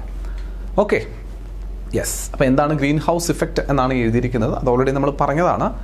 The greenhouse effect is a natural process where the atmosphere traps heat to keep earth warm. ഭൂമിയെ ചൂടായി നിലനിർത്തുന്നതിനായി അന്തരീക്ഷം ഹീറ്റിനെ ട്രാപ്പ് ചെയ്ത് നിർത്തുന്ന പ്രതിഭാസത്തെ വിളിക്കുന്ന പേരാണ് greenhouse effect. Without this the planet would be far too cold for humans to survive. നമുക്ക് survive ചെയ്യാൻ പോലും പറ്റാത്തത്ര തണുപ്പായി പോകും. പക്ഷെ ഇതുള്ളത് കൊണ്ടാണ് നമ്മൾ നമ്മുടെ ജീവനോട് നമ്മളിവിടെ ജീവിക്കുന്നതിന് കാരണം, ഭൂമിയിൽ ജീവൻ നിലനിൽക്കുന്നതിന് കാരണങ്ങളിൽ ഒന്ന് ഗ്രീൻ ഹൗസ് എഫക്റ്റാണ്. അത്ര കണ്ട് ഇമ്പോർട്ടൻ്റ് ആയ ഗ്രീൻ ഹൗസ് എഫക്റ്റിനെയാണ് നമ്മൾ എന്താ പറയുക തെറ്റെന്ന രീതിയിൽ കണ്ടിരുന്നതെന്ന് മനസ്സിലാക്കണം. ആവറേജ് ടെമ്പറേച്ചർ ഒരു 15 ഡിഗ്രി സെൽഷ്യസ് ആണ്. ഗ്രീൻ ഹൗസ് ഗ്യാസുകൾ ഇല്ലായിരുന്നെങ്കിലോ -18 ഡിഗ്രി സെൽഷ്യസ് എങ്കിലും പോയേനെ ആവറേജ് ടെമ്പറേച്ചർ. ആലോചിച്ച് നോക്കണം, ഗ്രീൻ ഹൗസ് ഇഫക്റ്റ് ഇല്ലായിരുന്നുവെങ്കിൽ -18 ഡിഗ്രി സെൽഷ്യസ് എങ്കിലും പോയേനെ താപനിലയെന്നാ. സർവൈവ് ചെയ്യാൻ പറ്റുമോ നമുക്ക്? പാടാ. എല്ലാ രാത്രിയും ഈ താപനിലയാണെങ്കിൽ എല്ലാ ദിവസവും വൈകിട്ട് 6 മണിക്ക് ശേഷം -18 ഡിഗ്രി സെൽഷ്യസ് ആണ് താപനിലയെങ്കിൽ എങ്ങനെ ഉണ്ടാവും എന്ന് ആലോചിച്ച് നോക്കി. The blanket effect, green house gases act like a blanket. അതാണ് ഞാൻ നേരത്തെ പറയാം, നമ്മുടെ ചൂട് പുറത്തേക്ക് പോകാതെ നമ്മളിങ്ങനെ നിർത്തുന്ന ഒരു ബ്ലാങ്കറ്റായിട്ട് ഗ്രീൻ ഹൗസ് ഗ്യാസിനെ ഞാൻ പറഞ്ഞു എന്ന് പറഞ്ഞത്. Okay, the greenhouse gases act like a blanket. They let sunlight in but slows down the heat from escaping back to the space. പുറത്തേക്ക് എസ്കേപ്പ് ചെയ്ത് പോകുന്ന സൂര്യപ്രകാശത്തെ പതുക്കെ സ്ലോ ഡൗൺ ചെയ്ത് മാത്രം പുറത്തോട്ട് പോകാനായിട്ട് സഹായിക്കും. How the process works. ഒന്ന്, solar energy. Sunlight reaches the earth. 2, absorption. The earth surface absorb the light, നമ്മൾ പറഞ്ഞു ഭൂമി അതിനെ അബ്സോർബ് ചെയ്യുന്നു. 3, റേഡിയേഷൻ. ഭൂമിയിൽ നിന്ന് അത് പുറത്തേക്ക് പോകുന്നു, ടെറസ്ട്രിയൽ റേഡിയേഷൻ എന്ന ഫോമിലേക്ക് മുകളിലേക്ക് പോകുന്നു. ആ പോകുന്ന ആൾക്കാരെ ട്രാപ്പ് ചെയ്യും. ആര്? Gases. The gases in the atmosphere catch this heat and send it backs to the surface. അപ്പോൾ അവിടെ ഈ അന്തരീക്ഷത്തിലുള്ള പദാർത്ഥങ്ങൾ ഹീറ്റപ്പ് മോളിക്യൂൾസ് എല്ലാം കൂടി ഹീറ്റപ്പ് ചെയ്യും, അതിനെ വീണ്ടും താഴേക്ക് വിടുന്നു, അത് വീണ്ടും റിഫ്ലക്ട് ചെയ്ത് മുകളിലോട്ട് പോകുന്നു. ഇങ്ങനെ അന്തരീക്ഷം മുഴുവനായിട്ട് എന്ത് ചെയ്ത് നിൽക്കും? ചൂടായിട്ട് തന്നെ നിൽക്കാനായിട്ട് ഇത് സഹായിക്കുന്നു എന്നുള്ളതാണ്. Okay, right. ആരൊക്കെയാണ് പ്രധാനപ്പെട്ട ഗ്രീൻ ഹൗസ് ഗ്യാസസ്? അത് എപ്പോഴും ചോദിക്കുന്ന ഒരു ചോദ്യമാണ്. While the air is mostly nitrogen, that is 78%, and oxygen, these gases do not trap heat. ഇവന്മാർ നൈട്രജനും ഓക്സിജനും ഒന്നും ഹീറ്റ് ട്രാപ്പ് ചെയ്യുന്നില്ല. അപ്പോൾ ഓർത്തോണേ, നൈട്രജൻ ഹീറ്റ് ട്രാപ്പ് ചെയ്യുന്നില്ല. ആരൊക്കെയുണ്ട്? Water vapour, the most common natural gas that traps heat ഏറ്റവും കൂടുതൽ trap ചെയ്യുന്നമാരിൽ ഒരുത്തൻ വാട്ടർ വേപ്പറാണ്. Carbon dioxide released by the burning of fossil fuels and gases. പിന്നെ മീതെയിൻ ഒരു ഗ്രീൻ ഹൗസ് ഗ്യാസ് ആണ്. It is 25 to 80 times more powerful than carbon dioxide in trapping heat. Heat trap ചെയ്യുന്നതിൽ carbon dye ഓക്സൈഡിനേക്കാൾ 25 മുതൽ 80 മടങ്ങ് വരെ വില്ലനാണ് methane എന്ന് പറയുന്നത്. പിന്നെയോ നൈട്രസ് ഓക്സൈഡ് ഫെർട്ടിലൈസേഴ്സിൽ നിന്നും ഫാക്ടറികളിൽ നിന്നും ഒക്കെ വരുന്നവൻ. പിന്നെ എഫ് ഗ്യാസസ് എന്ന് പറഞ്ഞാൽ ഫ്ലൂറിനേറ്റഡ് ഗ്യാസസ്, ഫ്ലൂറിനുമായിട്ട് ബന്ധപ്പെട്ട് വരുന്ന അതിൻ്റെ കോമ്പിനേഷനിൽ വരുന്ന ഗ്യാസസ് എല്ലാം അന്തരീക്ഷത്തിൽ എന്ത് ചെയ്യുന്നു? ഈ എന്താ പറയുക, ഗ്ലോബൽ വാർമിങ്ങിന് ഗ്രീൻ ഹൗസ് ഗ്യാസസ് ആയിട്ട് ആക്ട് ചെയ്യുന്നവന്മാരാണ്. മനസ്സിലാക്കുക. ചേഞ്ചിങ് അറ്റ്മോസ്ഫിയറിക് കണ്ടീഷൻസ് നമ്മൾ ഈ പറഞ്ഞ സൂചനകൾ തന്നെയാണ് അല്ലേടാ. അതായത് ഇൻഡസ്ട്രിയലൈസേഷൻ, അർബനൈസേഷൻ, ഇങ്ങനെയുള്ള പല പ്രോസസ്സുകൾ കാരണം തന്നെ lead to rapid changes in the atmosphere. It is estimated that 6000 metric tons of carbon dioxide is getting added to the atmosphere every year in this manner. അപ്പോൾ ഇങ്ങനെ നടക്കുന്ന പ്രതിഭാസങ്ങളുടെ ഫലമായിട്ട് അല്ലെങ്കിൽ പ്രോസസ്സുകളുടെ ഫലമായിട്ട് ഓരോ വർഷവും 6000 ടൺ കാർബണെങ്കിലും അന്തരീക്ഷത്തിലേക്ക് വന്നു ചേരുന്നു ഓരോ വർഷവും എന്നാണ് കണക്കാക്കുന്നത്. ഓരോ വർഷവും 6000 ടണ്ണെങ്കിലും വരുന്ന കാർബൺ ഡൈ ഓക്സൈഡ് അന്തരീക്ഷത്തിലേക്ക് ചെന്നെത്തും എന്നുള്ളതാണ് കണക്കാക്കുന്നതെന്നാണ്. വളരെ കൂടുതലാണ് അല്ലേ. Studies reveal that here there is A rise of 0.4 degree Celsius in the average atmospheric temperature due to the uncontrolled increase of greenhouse gases in the 20th century. 20ാം നൂറ്റാണ്ടിൽ കണ്ടത് 0.4% താപനിലയിലെ വർധനമാണ്. സാധാരണ നമുക്ക് താപനില വേണം, നിലനിർത്തേണ്ടതാണ്. പക്ഷേ ആ താപനില നിലനിർത്തുന്നതിന് പകരം താപനിലയിൽ വർധനവ് കണ്ടു. എത്ര? 0.4% വർധനവ് കണ്ടു 20ാം നൂറ്റാണ്ടിൽ. ഇതാണ് കാരണം. The increase in temperature in the atmosphere due to greenhouse gases is referred to as global warming. ഇങ്ങനെ ക്രമാതീതമായി ഗ്രീൻ ഹൗസ് ഗ്യാസസിൻ്റെ പ്രസൻസ് കൂടുന്നത് കാരണം അന്തരീക്ഷം കൂടുതൽ ചൂട് പിടിക്കുന്ന പ്രതിഭാസത്തെ വിശേഷിപ്പിക്കുന്ന പേരാണ് ഗ്ലോബൽ വാർമിംഗ് എന്ന് പറയുന്നത്. എന്താണ് പറയുന്നത്? Global warming. നമുക്ക് ഡീറ്റെയിൽ ആയിട്ട് പിന്നീട് ഗ്ലോബൽ വാർമിങ്ങിനെ പറ്റിയിട്ട് മനസ്സിലാക്കാൻ പറ്റും. Sea level may rise as a result of the melting of polar ice. ഇങ്ങനെ ഗ്ലോബൽ വാർമിംഗ് നടക്കുമ്പോൾ ആഗോളതലത്തിൽ താപനില ക്രമാതീതമായി വർദ്ധിക്കും. അങ്ങനെ വർദ്ധിക്കുമ്പോൾ നമ്മുടെ ഭൂമിയിൽ അങ്ങ് തെക്കേ അറ്റത്ത് കാണുന്ന അന്റാർട്ടിക്ക, തെക്ക് പോളാണ് അല്ലേ, സൗത്ത് പോളിൽ കാണുന്ന അന്റാർട്ടിക്ക എന്ന് പറയുന്ന മേഖലയിൽ ഇഷ്ടംപോലെ ഐസ് കാണും. ഭൂമിയിൽ അവൈലബിൾ ആയിട്ടുള്ള ഫ്രഷ് വാട്ടറിൻ്റെ ഏറിയ പങ്കും ഈ അന്റാർട്ടിക്കയിൽ ഐസായി നിലകൊള്ളുന്നു എന്നുള്ളതാണ് പറയുന്നത്. ആ ഐസ് മുഴുവൻ ഉരുകി ഒലിച്ചിറങ്ങിയാൽ ഭൂമിയിൽ നമ്മളിന്ന് കാണുന്ന പോലെയുള്ള കടലിൻ്റെ നിരപ്പായിരിക്കില്ല. കടൽ നിരപ്പ് ക്രമാതീതമായി ഉയരുകയും ഇന്ന് കാണുന്ന പല രാജ്യങ്ങളും കടലിനടിയിൽ മുങ്ങിപ്പോവുകയും ചെയ്യും.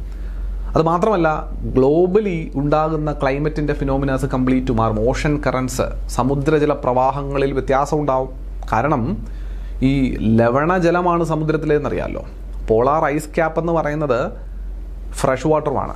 അപ്പോൾ ഈ ഫ്രഷ് വാട്ടർ വലിയ തോതിൽ ലവണജലത്തിലേക്ക് അലിഞ്ഞു ചേരുമ്പോൾ കടലിൻ്റെ ലവണത്വത്തിൽ കുറവ് സംഭവിക്കുകയും കടലിൻ്റെ ജലപ്രവാഹങ്ങളിൽ മാറ്റം സംഭവിക്കുകയും ചെയ്യും. അത് മറ്റൊരു ക്ലൈമാറ്റിക് ഡിസ്ട്രസ് ക്രിയേറ്റ് ചെയ്യുന്നു, മറ്റൊരു ക്ലൈമാറ്റിക് ബുദ്ധിമുട്ട് ക്രിയേറ്റ് ചെയ്യുന്നു. ലോകത്തിലുള്ള കംപ്ലീറ്റ് ഇന്ന് നമ്മൾ കാണുന്ന ക്ലൈമറ്റിൻ്റെ രീതിയിലും ഒരു മാറ്റം അത് കൊണ്ടുവരും എന്നുള്ളതാണ്. അത് മറ്റൊരു പ്രശ്നം. So destruction in the coastal ecosystem may lead to the problems such as food crisis etcetera. അങ്ങനെയുള്ള ഒരുപാട് കാര്യങ്ങൾ കാണാൻ പറ്റുന്നില്ലല്ലേ. Global warming leads to the depletion of many species of plants and animals in the ecosystem. നമുക്കറിയാം. Yes, ഇത്രയും കാര്യങ്ങൾ നമ്മൾ നോക്കിയിരിക്കാം. Yes, സ്ട്രക്ചറിലൊക്കെ നമുക്ക് പോകണ്ട. ഓക്കെ, അപ്പോൾ ഈ കാര്യങ്ങളൊക്കെ നമുക്ക് അറിയുന്നതാണ്. ഗ്ലോബൽ വാർമിങ്ങിനെ പറ്റി ഡീറ്റെയിൽ ആയിട്ട് നമുക്ക് വേറൊരു ക്ലാസ് സെപ്പറേറ്റ് എടുക്കും കേട്ടോ. ഗ്ലോബൽ വാർമിംഗ് പറ്റുമെങ്കിൽ ഗ്ലോബൽ ഇഷ്യൂസ് എന്ന് പറയുന്ന വേറൊരു ഏരിയ കിടപ്പുണ്ട് നമ്മുടെ സിലബസിനകത്ത്. അപ്പോൾ അതിനകത്ത് നമുക്ക് ഡീറ്റെയിൽ ആയിട്ട് ഗ്ലോബൽ വാർമിങ്ങിനെ ഒന്ന് നോക്കാനായിട്ട് ശ്രമിക്കാം. ഇപ്പോൾ ജസ്റ്റ് നിങ്ങൾ എന്തായാലും ഈ ഒരു അറ്റ്മോസ്ഫിയറുമായിട്ട് ബന്ധപ്പെട്ട് ഗ്ലോബൽ വാർമിങ്ങിനെ നമ്മൾ എങ്ങനെ പറയുന്നു എന്നുള്ളത് ജസ്റ്റ് ഒന്ന് നോട്ട് ചെയ്ത് വെച്ചിരിക്കാനായിട്ടൊന്ന് ശ്രമിക്കാം.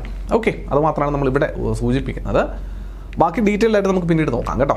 ഇനി ഉള്ളത് അന്തരീക്ഷത്തിലെ ഓരോ പാളികളെ പറ്റി പറയും. അപ്പോൾ അന്തരീക്ഷത്തിൻ്റെ കോമ്പോസിഷനുമായിട്ട് ബന്ധപ്പെട്ട കാര്യങ്ങൾ ഒരു തുടക്കം എന്ന പോലെ നിങ്ങൾക്ക് പറഞ്ഞു തന്നത് മനസ്സിലായിട്ടുണ്ട് എന്നാണ് ഞാൻ പ്രതീക്ഷിക്കുന്നത്. ക്ലിയർ അല്ലേ മക്കളെ? അപ്പോൾ ബാക്കി അന്തരീക്ഷവുമായി ബന്ധപ്പെട്ട് അന്തരീക്ഷ പാളികളെ മനസ്സിലാക്കുകയാണ് വേണ്ടത്. അപ്പോൾ അന്തരീക്ഷ പാളികൾ എന്ന സെഷൻ നമുക്ക് മറ്റൊരു വീഡിയോ ആയിട്ട് നിങ്ങൾക്ക് അപ്ലോഡ് ചെയ്യാം കേട്ടോ. അപ്പോൾ ഇന്നിപ്പോൾ ഇത്രയും കാര്യങ്ങൾ നിങ്ങൾ പഠിച്ചത് കുറച്ചായിട്ട് നിങ്ങളുടെ മനസ്സിലായിട്ട് നിൽക്കുന്നുണ്ട്. ആ കോമ്പോസിഷനിൽ വരുന്ന വ്യത്യാസങ്ങളും ആ അന്തരീക്ഷം ചൂട് പിടിക്കുന്നതിന് കാരണക്കാരനായ ടെറസ്ട്രിയൽ റേഡിയേഷനെ പറ്റി പറഞ്ഞ കാര്യവും അതിൻ്റെ കൂടുതൽ വിശദാംശങ്ങൾ നമ്മൾ ക്ലൈമറ്റിനെ പറ്റി പഠിക്കുന്ന സമയത്ത് ഡീറ്റെയിൽഡ് ആയിട്ട് ഞാൻ കൂടുതൽ വിശദാംശങ്ങൾ പറഞ്ഞു തരും. നിങ്ങൾക്ക് ജസ്റ്റ് അതിനെപ്പറ്റി അതിൻ്റെ അറ്റ്മോസ്ഫിയറിക് പെർസ്പെക്റ്റീവിൽ ജസ്റ്റ് ഒരു ഇൻഫർമേഷൻ എന്ന പോലെ നിങ്ങളത് മനസ്സിലാക്കിയാൽ മതി. കൂടുതൽ നമ്മൾ ഡീറ്റെയിൽ ആയിട്ട് പഠിക്കും കേട്ടോ. അപ്പോൾ ജസ്റ്റ് ഒന്ന് അറിഞ്ഞിരുന്നു. അപ്പോൾ അതുമായി ബന്ധപ്പെട്ട കാര്യങ്ങളൊക്കെയാണ് നമ്മൾ ഇന്നത്തെ ഈ ഒരു സെഷനിൽ ഡിസ്കസ് ചെയ്തത് കേട്ടോ. അപ്പോൾ തൽക്കാലം നമുക്കൊരു കാര്യം ചെയ്യാം. ഇവിടെ ഈ ഒരു സെഷൻ ഒന്ന് നമുക്ക് വൈൻഡപ്പ് ചെയ്ത് നിർത്താം. അന്തരീക്ഷത്തിലെ ഓരോ പാളി നമ്മൾ നേരത്തെ കണ്ട ട്രോപ്പോസ്ഫിയർ, സ്ട്രാറ്റോസ്ഫിയർ, മീസോസ്ഫിയർ, ഇങ്ങനെയുള്ള ഒരുപാട് അന്തരീക്ഷ പാളികളെ പറ്റിയാണ് ഇനി പഠിക്കുന്നത്. അന്തരീക്ഷത്തിലെ കോമ്പോസിഷനെ പറ്റിയിട്ട് നമ്മൾ ഓൾറെഡി ഇപ്പോൾ പഠിച്ചു കഴിഞ്ഞു. വേരിയബിൾ ഗ്യാസ്, ഫിക്സഡ് ഗ്യാസ് എന്നൊക്കെ പറയുന്ന കോമ്പോസിഷൻസ് പഠിച്ചു. ഇനിയുള്ളത് അന്തരീക്ഷ പാളികളെ പറ്റി പഠിക്കില്ല. അത് ഞാൻ അടുത്ത ക്ലാസ്സിൽ മറ്റൊരു വീഡിയോ ആയിട്ട് നിങ്ങൾക്ക് ചെയ്ത് തന്നെ തരുന്നതായിരിക്കും കുറച്ചുകൂടി നല്ലതെന്ന് തോന്നുന്നു. അപ്പോൾ അന്തരീക്ഷ പാളികളെ നമുക്ക് അടുത്ത ദിവസം ഡിസ്കസ് ചെയ്യാം. ഇന്ന് നമ്മൾ പഠിച്ച കാര്യങ്ങൾ അന്തരീക്ഷത്തിലെ കോമ്പോസിഷനുമായി ബന്ധപ്പെട്ട വസ്തുതകൾ എല്ലാവർക്കും മനസ്സിലായിട്ടുണ്ടാകും എന്ന പ്രതീക്ഷയോടുകൂടി ഇന്നത്തെ ഈ ഒരു സെഷൻ വൈൻഡപ്പ് ചെയ്യുന്നു. അടുത്ത ക്ലാസ്സിൽ ആ ഒരു കണ്ടന്റോടുകൂടി വീണ്ടും കാണാം. അതുവരെ എല്ലാവർക്കും നന്ദി, നമസ്കാരം. Thank you.